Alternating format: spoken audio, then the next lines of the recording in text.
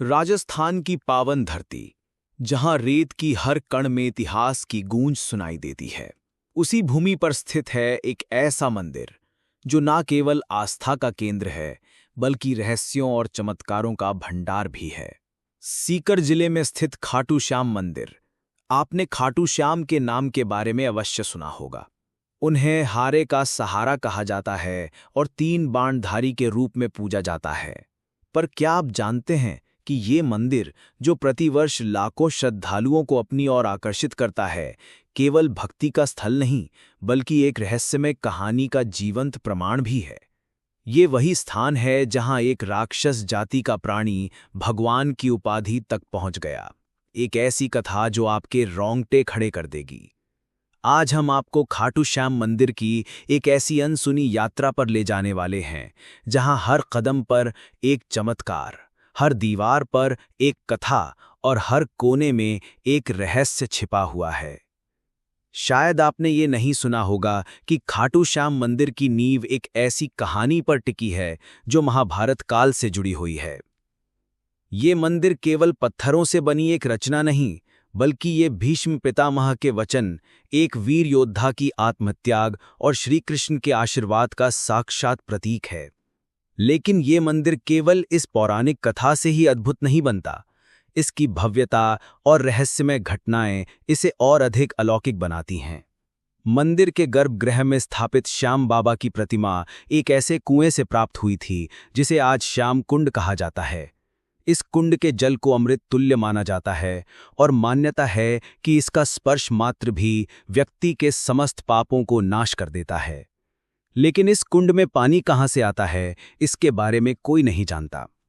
मंदिर में एक और अद्भुत परंपरा निभाई जाती है। यहाँ पर एक खास तरह का निशान चढ़ाया जाता है। ये कोई साधारण प्रतीक नहीं, बल्कि श्रद्धा, नियम और संयम का प्रतीक है। कहा जाता है कि जो भी भक्त ये निशान पूरे नियम और भक्ति भाव से चढ़ाता है, उसकी हर मनोकामना पूर्ण होती है। यहाँ तक कि कई भक्तों के अनुभव इस बात की गवाही देते हैं कि जिन इच्छाओं को उन्होंने वर्षों तक मन में संजोया, वे खाटू श्याम के दरबार में निशान चढ़ाने के बाद पूर्ण हुई।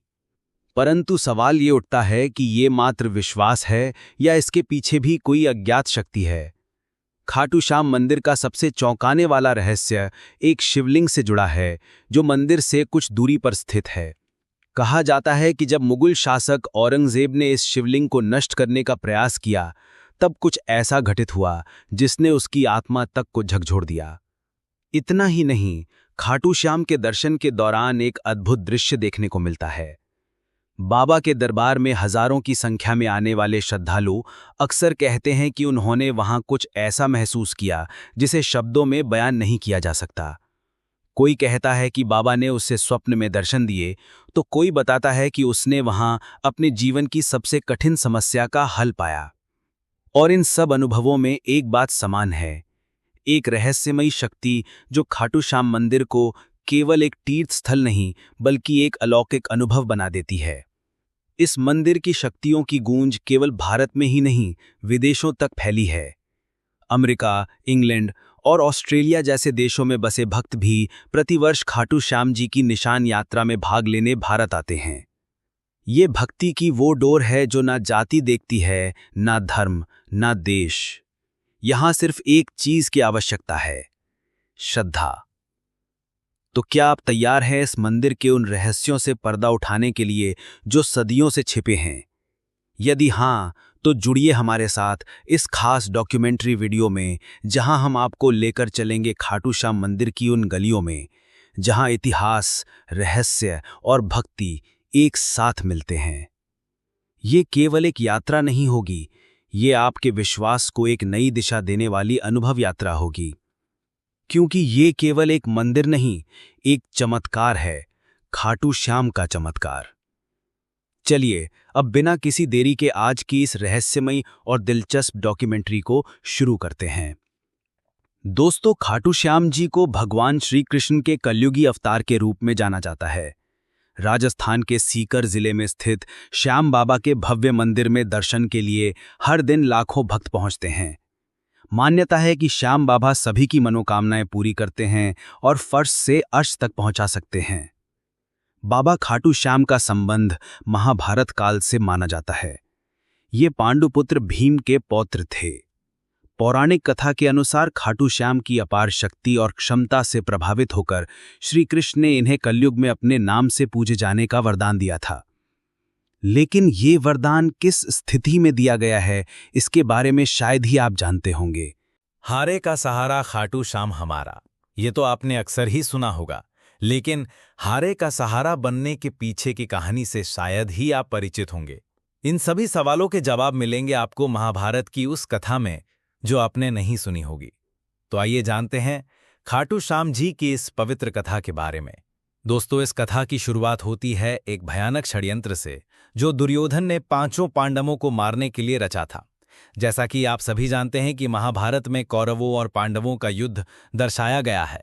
दुर्योधन हमेशा से ही पांडवों को पसंद नहीं करता था, जिसकी वजह से उसके अंदर पांडवों के प्रति इतनी ज्यादा घृणा थी कि वह उन्हें किसी भी कीमत पर मारना ही चाहता था। जब भीष्म पितामह ने धृतराष्ट्र से युधिष्ठिर का राज्याभिषेक कर देने के लिए कहा, तब दुर्योधन ने पिता धृतराष्ट्र से कहा, पिताजी, यदि एक बार युधिष्ठिर को राज सिंहासन प्राप्त हो गया तो ये राज्य सदा के लिए पांडवों के वंश का हो जाएगा और हम कौरवों को उनका सेवक बनकर रहना पड़ेगा। इस पर धृतराष्ट्र बोले, वत्स दुर्योधन, युधिष्ठिर हमारे कुल की संतानों में सबसे बड़ा है, इसलिए इस राज्य पर उसी का अधिकार है। फिर भी भीष्म तथा प्रजाजन भी उसी को राजा बनाना चाहते हैं। हम इस विषय में कुछ भी नहीं कर सकते। तुम पांडवों के रुकने का प्रबंध करो। धृतराष्ट्र के वचनों को सुनकर दुर्योधन ने कहा, ठीक है पिताजी, मैंने इसका प्रबंध कर लिया है। बस आप किसी तरह पांडवों को वाराणावत भेज दें। दुर्योधन ने वाराणावत में पांडवों के निवास के लिए पुरोचन नामक शिल्पी से एक भवन का निर्माण करवाया था, जो कि लाख, चर्बी, सूखी घास, मूज जैसे अत्यंत ज्वलनशील पदार्थों से बना था। दुर्योधन ने पांडवों को उस भवन में जला डालने का षड्यंत्र रचा था। धृतराष्ट्र के कहने पर युधिष्ठिर अपनी माता तथा भाइयों के साथ वाराणावत जाने के लिए निकल पड़े। दुर्योधन के षड्यंत्र के बारे में जब विदुर को पता चला तो वे तुरंत ही वाराणावत जाते हुए पांडवों से मार्ग में मिले और उन्होंने दुर्योधन के षड्यंत्र के बारे में बताया। फिर उन्होंने कहा कि तुम लोग भवन के अंदर से वन तक पहुंचने के लिए एक सुरंग अवश्य बनवा लेना, जिससे कि आग लगने पर तुम लोग अपनी रक्षा कर सको। मैं सुरंग बनाने वाला कारीगर चुपके से तुम लोगों के पास भेज रहा हूं। जिस दिन पुरोचन ने आग प्रज्वलित करने की योजना बनाई थी, उसी दिन पांडवों ने गांव के ब्राह्मणों और गरीबों को भोजन के लिए आमंत्रित किया। रात में पुरोचन के सोने पर भीम ने उसके कमरे में आग लगाई। धीरे धीरे आग चारों ओर लग गई। लाक्षागृह में पुरोचन तथा अपने बेटों के साथ भीलनी जलकर मर गई। लाक्षागृह के भस्म होने का समाचार जब हस्तिनापुर पहुंचा तो पांडवों को मरा समझकर वहां की प्रजा अत्यंत दुखी हुई। दुर्योधन और धृतराष्ट्र सहित सभी कौरवों ने भी शोक मनाने का दिखावा किया और अंत में उन्होंने पुरोचन, भीलनी और उसके बेटों को पांडवों का शव समझकर अंत्येष्टि करवा दी। लाक्षागृह की सुरंग से निकलकर पांडव जिन हिंडनी नदी किनारे पहुंच गए थे, जहां पर विदुर द्वारा भेजी गई एक नौका में सवार होकर वे नदी के उस पार पहुंच गए। नदी पार पहुंचने के बाद वो सभी एक जंगल में पहुंचे। वहीं पर हिड्डिम नाम का राक्षस अपनी बहन हिडिंबा के साथ रहता था। हिड्डिम हिडिंबा पर अपना जोर चलाता था और उससे मानवों का मांस लाने के लिए कहता था। मजबूरी में हिडिंबा को भी ऐसा करना ही पड़ता था। रात के समय जब सभी पांडव सो रहे थे तो उनमें से भीम सभी का पहरा दे रहे थे। जब हिडिंबा अपने भाई हिड्डिम के आदेश पर पांडवों को मारने के लिए गई, तभी उसकी नजर भीम पर गई और वो भीम को देखकर मोहित हो गई और उनसे प्रेम करने लगी। भीम को मोहित करने के लिए हिडिंबा ने सुंदर अप्सरा का रूप धारण किया और भीम के पास गई। लेकिन इसी बीच हिडिंबा का भाई हिड्डिम वहां आ गया, जो पांडवों को मारकर उनका मांस खाना चाहता था। उसने भीम पर हमला कर दिया, जिससे भीम और हिड्डिम के बीच युद्ध छिड़ गया। इस युद्ध में भीमसेन की विजय हुई और हिड्डिम मारा गया। इसके बाद हिडिंबा अपने असली रूप में आई और उसने भीम के सामने विवाह का प्रस्ताव रखा। लेकिन भीम ने यह कहकर विवाह से इनकार कर दिया कि तुम राक्षस कुल की हो। इसके बाद हिडिंबा माता कुंती के पास गई, उनसे भीम और अपने विवाह की बात कहने लगी। तब कुंती विवाह के लिए तो मान गई, लेकिन उन्होंने हिडिंबा के सामने एक शर्त भी रख दी। शर्त के अनुसार भीम हिडिंबा के साथ केवल तब तक ही रहेगा जब तक कि उन्हें संतान की प्राप्ति नहीं हो जाती। हिडिंबा भीम के साथ विवाह करना चाहती थीं, इसलिए वो इस शर्त को मान गई। इसके बाद दोनों का गंधर्व विवाह हुआ और वो जंगल में साथ रहने लगे। कुछ समय बाद हिडिंबा और भीम का एक पुत्र भी हुआ, जिसका नाम घटोत्कच रखा गया। समय बीता और घटोत्कच का विवाह दैत्य राज मोरा की बेटी अहिलावती के साथ हुआ, जिन्हें मौरवी और कामकांतिका के नाम से भी जाना जाता है। घटोत्कच और अहिलावती के 2 पुत्र हुए। घटोत्कच के एक पुत्र का नाम बर्बरीक और दूसरे का नाम अंजन पर्वा रखा गया। बर्बरीक ने शस्त्र, शास्त्र और अन्य सभी ज्ञान अपनी मां अहिलावती का आशीर्वाद लेकर प्राप्त किए। उन्होंने ही बर्बरीक को भगवान शिव की तपस्या करने के लिए प्रेरित किया, जिसके बाद भगवान शिव ने बर्बरीक से प्रसन्न होकर उन्हें 3 अभेद्य बाण दिए, जो कि पूरी सेना का विनाश कर वापस तरकश में आ सकते हैं। समय बीता और जब कौरव और पांडवों के बीच युद्ध होना था, तब बर्बरीक ने युद्ध में भाग लेने का निर्णय लिया। अब वैसे तो देखा जाए बर्बरीक को पांडवों की तरफ से ही लड़ना था, लेकिन इसी बीच उनका एक वचन था जो उन्होंने अपनी मां से लिया था कि वे हमेशा हारे की तरफ से ही लड़ेंगे। उनका ये वचन ही आगे चलकर हारे का सहारा नाम की नींव बना। भगवान श्री कृष्ण युद्ध का परिणाम जानते थे और उन्हें डर था कि कहीं पांडवों के लिए उल्टा ना पड़ जाए, अतः उन्होंने ब्राह्मण का वेश धारण कर बर्बरीक का मार्ग रोककर उनसे पूछा कि आप कहाँ प्रस्थान कर रहे हैं। बर्बरीक ने अपना ध्येय बताया कि वे कुरुक्षेत्र जाकर अपना कर्तव्य निर्वाह करेंगे, और इस पर ब्राह्मण रूप में श्री कृष्ण ने उन्हें अपना कौशल दिखाने को कहा। बर्बरीक ने एक ही तीर से पेड़ के सभी पत्तों को भेद दिया, सिवाय एक पत्ते के जो श्री कृष्ण ने अपने पैरों के नीचे दबा दिया था। बर्बरीक ने ब्राह्मण रूपी श्री कृष्ण से प्रार्थना की कि वो अपना पैर पत्ते के ऊपर से हटाए, वरना आपका पैर घायल हो सकता है। श्री कृष्ण ने अपना पैर हटा लिया। वह बर्बरीक से एक वरदान मांगा। बर्बरीक ने कहा, हे यजमान, आप जो चाहे मांग सकते हैं, मैं वचन का पूर्ण पालन करूंगा। ब्राह्मण रूपी श्री कृष्ण ने शीश दान मांगा। ये सुनकर बर्बरीक तनिक भी विचलित नहीं हुए, परंतु उन्होंने श्री कृष्ण को अपने वास्तविक रूप में दर्शन देने की बात की, क्योंकि कोई भी साधारण व्यक्ति ये दान नहीं मांग सकता। तब श्री कृष्ण अपने वास्तविक रूप में प्रकट हुए। उन्होंने महाबली त्यागी तपस्वी वीर बर्बरीक का मस्तक रणचंडिका को भेंट करने के लिए मांगा, और साथ ही वरदान दिया कि कलयुग में तुम मेरे नाम से जाने जाओगे, मेरी ही शक्ति तुम में निहित होगी, देव तुम्हारे मस्तक की पूजा करेंगे। जब तक ये पृथ्वी, नक्षत्र, चंद्रमा तथा सूर्य रहेंगे, तब तक तुम लोगों के द्वारा मेरे शिष्याम रूप में पूजनीय रहोगे। मस्तक को अमृत से सींचा और अजर मर कर दिया। मस्तक ने संपूर्ण महाभारत का युद्ध देखा एवं युद्ध के निर्णायक भी रहे। युद्ध के बाद महाबली बर्बरीक कृष्ण से आशीर्वाद लेकर अंतर्धान हो गए। तो दोस्तों, ये था बर्बरीक से 3 बाणधारी, हारे का सहारा और खाटू श्याम तक का बनने का सफर। लेकिन ये सफर अभी अपने सही अंजाम पर नहीं पहुंचा था, क्योंकि जो आज हम खाटू श्याम मंदिर देखते हैं, उसके बनने की कहानी उतनी सरल नहीं है। खाटू श्याम मंदिर के निर्माण का इतिहास भी कम उलट पलट से जुड़ा नहीं रहा है। आइए अब जानते हैं खाटू श्याम मंदिर के निर्माण का संपूर्ण इतिहास। वीडियो में आगे बढ़ने से पहले आपसे एक निवेदन है कि यदि अभी तक आपको ये वीडियो पसंद आ रहा है तो इसे एक लाइक और कमेंट में जय श्री खाटू श्याम जरूर से लिखें। हमारे चैनल को सब्सक्राइब भी जरूर करें ताकि आपको इसी तरह से मंदिर की अच्छी जानकारी मिल सके। अब चलिए अपनी इस वीडियो की ओर आगे बढ़ते हैं। कहते हैं कि जब समय चुप होता है तब इतिहास बोलता है, और ऐसा ही एक इतिहास आज भी राजस्थान की धरती पर गहराई से दफन है, खाटू श्याम का इतिहास। ये कहानी है उस चमत्कारी स्थान की जहां कलयुग के वर्षों बीत जाने के बाद भी भगवान की उपस्थिति ने खुद को उजागर किया, न केवल एक घटना के रूप में बल्कि एक संकेत के तौर पर। राजस्थान के सीकर जिले में स्थित खाटू नामक गांव, जो कभी साधारण सा प्रतीत होता था, अचानक आस्था और रहस्य का केंद्र बन गया। ये उस समय की बात है जब इस स्थान की धार्मिक पहचान अब तक धुंधली थी, किंतु एक दिन जब एक गाय एक विशेष स्थान पर पहुंची तो कुछ ऐसा हुआ जिसने सबका ध्यान खींच लिया। गाय जैसे ही उस जगह पहुंची जहां बाद में रहस्य उजागर हुआ, उसके थनों से अपने आप दूध बहने लगा। ये दृश्य किसी चमत्कार से कम नहीं था। ग्रामीण स्तब्ध रह गए, और जैसे जैसे इस बात की चर्चा फैली, लोगों ने उस जगह को खोदने का निर्णय लिया। जब जमीन की परतें हटाई गईं, तो वहां से जो निकला वो एक साधारण वस्तु नहीं थी। वहां दबा हुआ था एक सिर, एक दिव्य मुखाकृति जिसने युगों से खुद को इस धरती के भीतर छुपा रखा था। इस रहस्यमय सिर को ग्रामीणों ने श्रद्धा से उठाया और एक ब्राह्मण को सौंप दिया।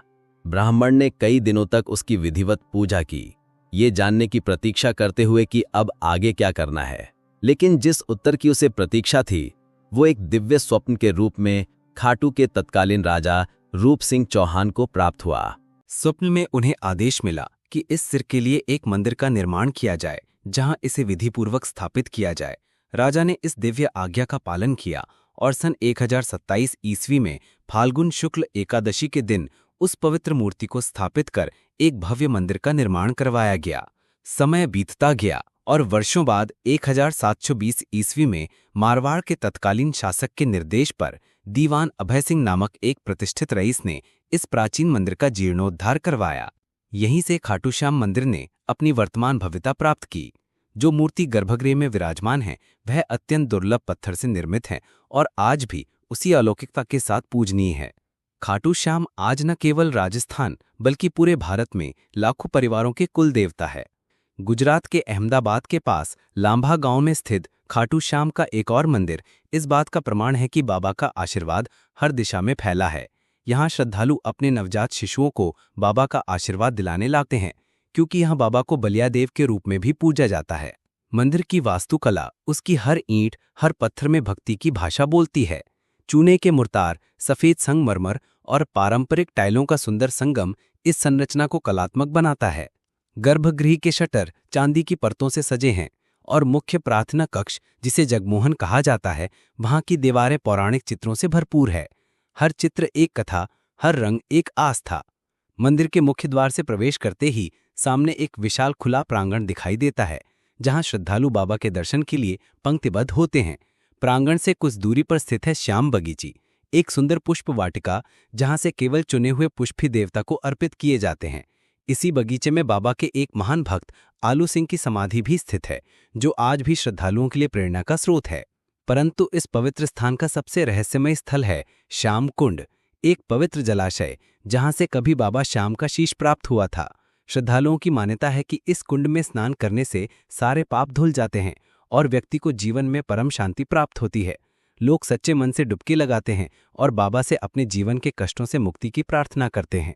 कहा जाता है कि इस कुंड में पानी सीधा पाताल लोक से आता है, और यह सच भी लगता है, क्योंकि देखने पर आपको इसके आसपास कोई ऐसा सोर्स नजर भी नहीं आता है। इस कुंड की यह बात इसे और भी ज्यादा शक्तिशाली और रहस्यमयी बना देती है। मुख्य मंदिर से दक्षिण पूर्व दिशा में स्थित है गोपीनाथ मंदिर और इसके समीप ही स्थित है गौरी शंकर मंदिर, एक और दिव्य स्थल जिसकी कहानी दिल दहला देने वाली है। कहा जाता है कि जब औरंगजेब की सेना इस मंदिर को नष्ट करने पहुंची तो उन्होंने शिवलिंग पर भालों से प्रहार किया, पर जैसे ही उनके भाले शिवलिंग से टकराए वहां से रक्त के फवारे फूट पड़े। ये दृश्य इतना भयावह और चमत्कारिक था कि सैनिक तुरंत डरकर वहां से भाग निकले, और आज भी उस शिवलिंग पर वो घाव, भाले का निशान स्पष्ट रूप से देखा जा सकता है, जैसे भगवान ने स्वयं अपनी रक्षा की हो। खाटू श्याम जी का ये पावन मंदिर राजस्थान की राजधानी जयपुर से लगभग 80 किलोमीटर दूर स्थित है, और यहाँ पहुँचने के लिए श्रद्धालुओं को रिंग्स के मार्ग से होकर जाने की सलाह दी जाती है। ये यात्रा केवल एक धार्मिक यात्रा नहीं, बल्कि एक आत्मिक अनुभव होती है, जहाँ आस्था, इतिहास और चमत्कार एक साथ चलते हैं। हर साल लाखों भक्त यहाँ पहुँचते हैं, कोई आशीर्वाद पाने के लिए, कोई चमत्कार देखने के लिए और कोई अपनी श्रद्धा की अग्नि परीक्षा देने के लिए। और जब आप इस पवित्र धाम की भूमि पर कदम रखते हैं तो ऐसा लगता है मानो समय ठहर गया हो और भगवान स्वयं इस धरती पर विराजमान हैं। तो दोस्तों, ये था खाटू श्याम जी मंदिर के निर्माण का संपूर्ण इतिहास। आइए अब आपको बताते हैं उस खास निशान के बारे में जो बड़े ही भक्तिभाव से श्री खाटू श्याम मंदिर में चढ़ाया जाता है। यदि अभी तक आपको ये वीडियो पसंद आ रही है तो कमेंट में जय श्री खाटू श्याम जी जरूर लिखें। खाटू नगरी की रज में कुछ ऐसा सम्मोहन है कि एक बार जो यहाँ आ जाता है उसका हृदय यहीं अटक जाता है। और इस अद्भुत नगरी की सबसे पावन परंपराओं में से एक है बाबा श्याम के दरबार में निशान चढ़ाने की परंपरा। ये कोई साधारण रस्म नहीं, बल्कि श्रद्धा, समर्पण और विश्वास का प्रतीक है। जब भक्त बाबा श्याम के चरणों में अपनी मन्नत लेकर आते हैं तो सिर झुकाकर केवल प्रार्थना ही नहीं करते, बल्कि एक वादा भी करते हैं, हे लगदातार, हारे का सहारा, जब मेरी मुराद पूरी होगी तब मैं आपके दरबार में निशान लेकर पुनः लौटूंगा।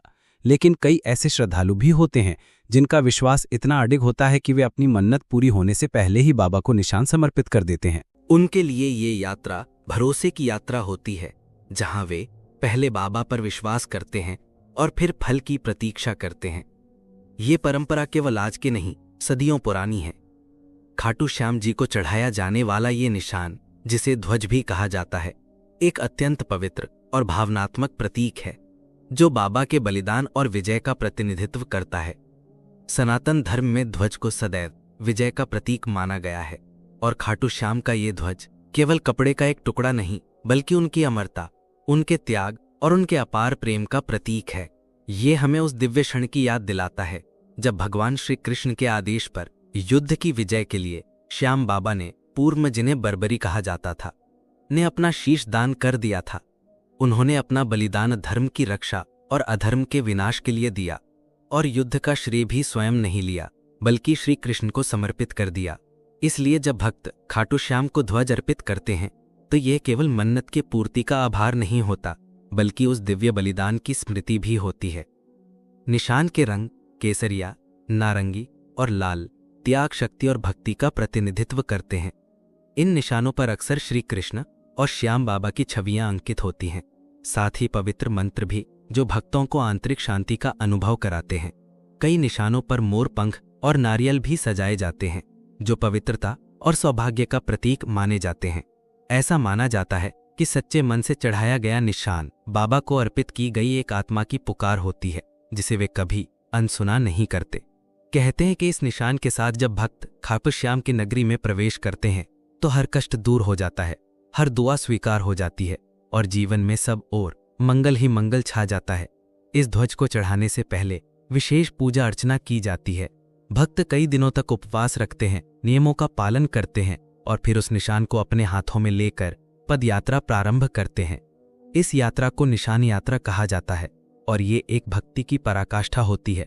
जब भक्त नंगे पांव हाथों में ध्वज लिए रिंग से खाटू धाम तक की 18 किलोमीटर लंबी यात्रा करते हैं, तो हर कदम उनके श्रद्धा के ताप से तपता है। रास्ते में भजन, कीर्तन और श्याम नाम की जय के जयकारे गूंजते हैं, जो वातावरण को अलौकिक बना देते हैं। वर्तमान समय में भक्त न केवल कपड़े के, बल्कि सोने और चांदी से बने निशान भी बाबा को अर्पित करते हैं। लेकिन सच्ची भक्ति का मूल्य धातु में नहीं, भाव में होता है। चाहे वह ध्वज साधारण हो या बहुमूल्य, अगर उसमें श्रद्धा है तो बाबा उसे सहज ही स्वीकार करते हैं। निशान यात्रा विशेष रूप से फाल्गुन मास में आयोजित होने वाले लाखों भक्तों के भीड़ वाले लक्की मेले में चरम पर होती है। इस समय खाटू नगरी भक्तों से खचाखच भरी होती है। हर दिशा से आते हुए निशान, हर स्वर में गूंजता हुआ श्याम नाम, और हर हृदय में एक ही विश्वास, बाबा सबकी सुनते हैं, बाबा सबका सहारा है। ये परंपरा केवल एक धार्मिक रस्म नहीं, बल्कि श्रद्धा की जीवित परिभाषा है। निशान चढ़ाने वाले हर भक्त की आंखों में आभार होता है, और उनके कदमों में समर्पण। जब वे बाबा की मूर्ति के सामने खड़े होकर वो ध्वज अर्पित करते हैं, तो वो क्षण ऐसा होता है मानो आत्मा ने ईश्वर से साक्षात्कार कर लिया हो। वहां ना कोई भाषा बोलती है, ना कोई शब्द चाहिए होते हैं, बस एक मौन होता है, जिसमें केवल भक्ति की ध्वनि होती है। इसलिए जब अगली बार आप खाटू श्याम जी के दर्शन के लिए जाएं, और मन में कोई मन्नत हो या केवल आभार प्रकट करना हो, तो एक निशान लेकर जाएं।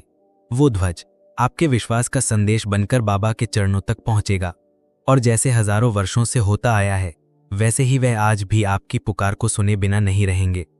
तो दोस्तों, ये था खाटू श्याम मंदिर का संपूर्ण इतिहास और रहस्य। क्या आप कभी खाटू श्याम मंदिर गए हैं? यदि हाँ, तो कितनी बार? और यदि नहीं गए हैं, तो क्या आप जाना चाहेंगे? हमें कमेंट करके जरूर से बताएं। यदि आपको आज की ये डॉक्यूमेंट्री पसंद आई हो, तो कमेंट में जय श्री खाटू श्याम जी की गूंज होनी चाहिए। हम मिलेंगे जल्द ही एक और नई रहस्यमयी और दिलचस्प डॉक्यूमेंट्री के साथ। धन्यवाद।